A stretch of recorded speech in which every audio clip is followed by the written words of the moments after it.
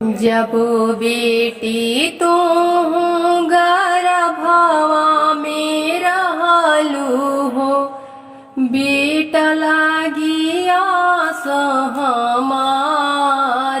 हो।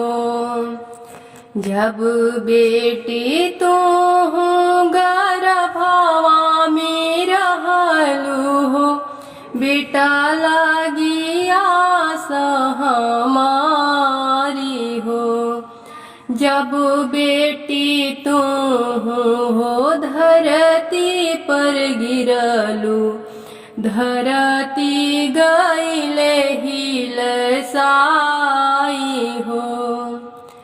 जब बेटी तू धरतिया पर गिरलू, धरती गईले हिलसाई हो। हासिले कुल परिवार हो। जब बेटी तू धरतिया पर गिरलू, निहसिले गौआ जवारी हो।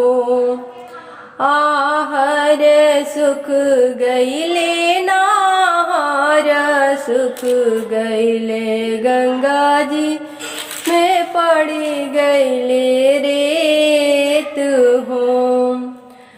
पापा की नहीं बाटे कौनो नौकरिया, अब बेटी रही हन कुंवारी हो। अरे पापा की नहीं बाटे कौनो नौकरिया, अब बेटी रही हन कुंवारी हो। पापा के मनवा डरैले हो रामा, कैसे होई है बेटी के विवाह हो। एतना बचन जब सुनेली सुंदरी बेटी, गंगा जे गलिया स्नानी हो।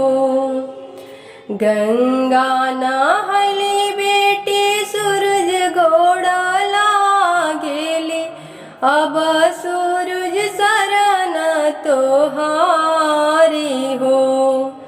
आहर भर गईले पोखर भरी गईले, गंगा में बहेला सेवारी हो।